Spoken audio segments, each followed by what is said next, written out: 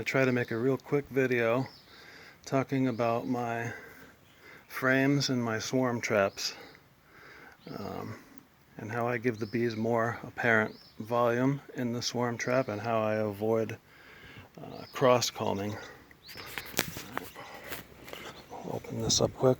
As you can see, I was using bungee cords in the swarm trapping video, but I came up with just drilling 2 holes and 2 drywall screws. That seems simpler and easier than the bungees. And then when I catch a swarm, I can screw them in a little tighter. Pop out ventilation when I catch a swarm, but now let me get sidetracked. Let's get on to what I was originally going to talk about, and that's the frames. Alright, so in the video I talked about, a lot of people will use 3 frames in a swarm trap and put some little push pins here and here. And I tried that, and I did catch more swarms like that, but what happened was the bees would like to draw their comb right off the roof. They would draw it here where this empty slot is, okay, or over here, usually toward the back. That was a pain in the neck. So then I decided, okay, I'm going to use 5 frames, but I'm going to go foundationless to give them the same feeling of only 3 frames, basically. All right, so these would be the 2 foundationless. Now, when I started doing that, it did really good, except sometimes you would get cross-combing between the foundation frames and the foundationless frames. So what I started doing there was this.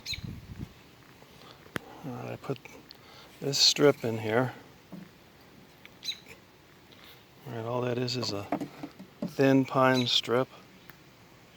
Alright, I cut those on my table saw. I forget what I cut them out of. If you don't have a table saw, you could probably rip those, or you could use either tongue depressors and glue them in. I use all Tight Bond 3 on these, and it does not seem to affect the bees. So anyway, what this string is, you could use any type of string or fishing line. This is just a generic braided fishing line. I think this is like 80-pound test. And then all you do is drill a hole down here. Okay, and then you catch it in that little seam right there. You can see it's kind of, well, I guess I glued it. But you start there and then come through and then down to here, have a little hole drilled there, come back through, another hole, same thing again, and then a hole here, comes through there, and then you pull it tight into that seam, and then put a little drop of Tight Bond 3 on there. Alright, one time when I was in a hurry, I had to actually Tight Bond one of these, throw it in my car, and go put it up about 10 minutes from my house. And I did catch a swarm shortly thereafter on that. And this glue probably wasn't even dry. So Tight Bond 3 is pretty non-toxic and pretty safe. Or regular Tight Bond even. Tight Bond 3 is good on the outside because it's pretty waterproof. See, I covered this little damaged spot with Tight Bond 3 and it's held up pretty good. But anyway, that's it. It's 5 frames, and then it alternates between a foundation, a foundationless, a foundation, a foundationless frame, and a foundation frame. Right? So this one and this one may as well not even be there, because you can see it's pretty much all dead space in between there. And they're probably not going to cross comb, because they're going to immediately hang off this and start drawing off this little tab I put here.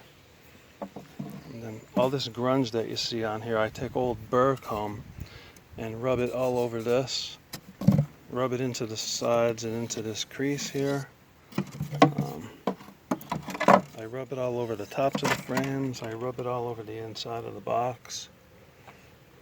You could get more fancy and melt the wax and paint it on.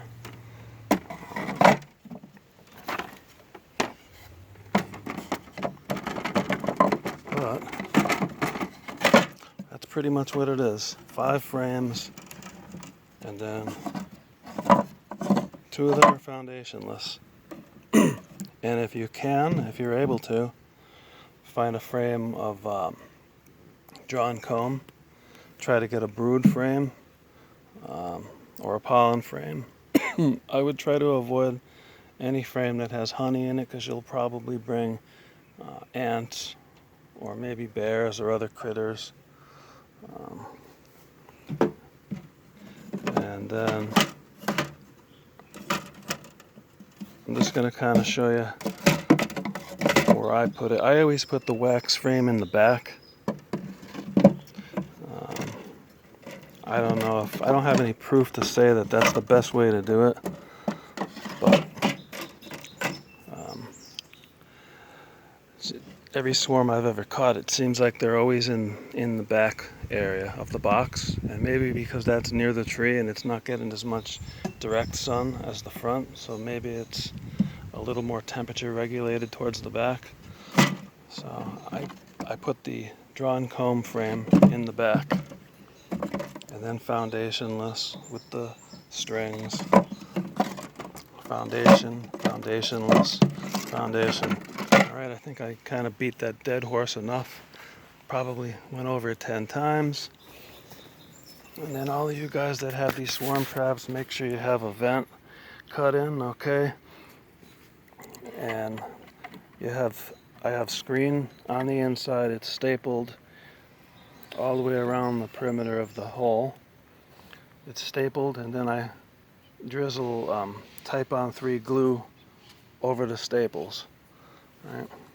So I leave this in while the trap is up, because I don't want too much light going in here. They don't like too much light going into their potential home, and I don't want I don't want too much light going in there. So I leave this in while the trap's hanging. As soon as I catch a swarm, take it down off the tree.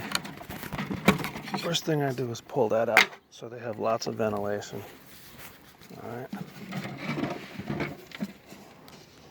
You can see I have a little hole down there too.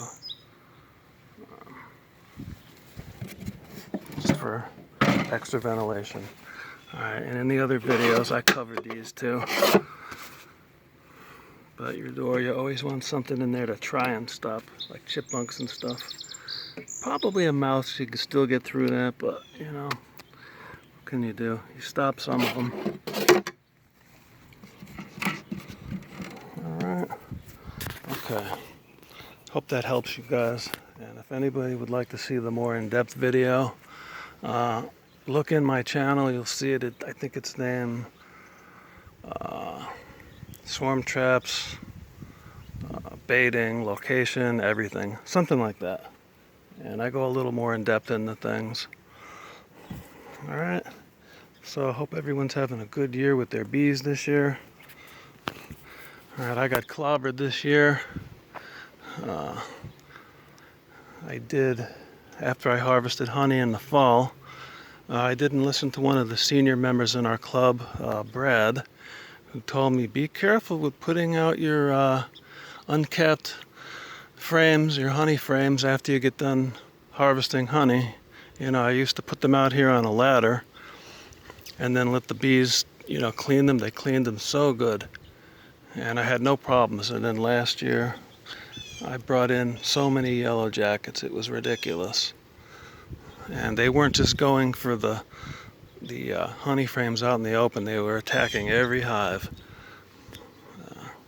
And I sat here for day after day trying to kill yellow jackets, couldn't do it. So they knocked down at least 4 of my hives so bad that they didn't make winter. And then if that wasn't bad enough, I had my fence down for a short period of time, and I had a bear come in and knock down, tear apart 4 hives. I put them, at least, I think I put 2 or 3 of them back together. And I found queens in 3 of them. 1 of them I did not. And I thought, oh, maybe they'll make winter, but they didn't. They were damaged too much, and it was all the way into November. So I came out of winter with only 2.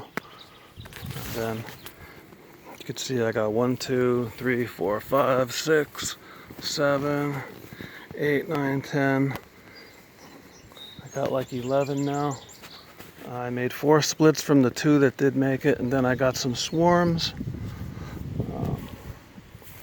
So, listen to people that know more than you. And, if you make a mistake, feel bad about the mistake. But if you learn something from that mistake, then don't feel bad, because the mistake, it was a learning experience. It happens, and, what can you do? That's all part of it. Look at these guys. They just swarmed the other day. That's the swarm that I caught on film. I brought back a swarm over here, roadside swarm that a construction crew saw. And I brought that swarm back. I left the swarm box over here in the shade to calm down. I was waiting for evening. And then as I'm doing that, I want to say it was like 5:30. This box decides to start swarming. So I caught that all on video.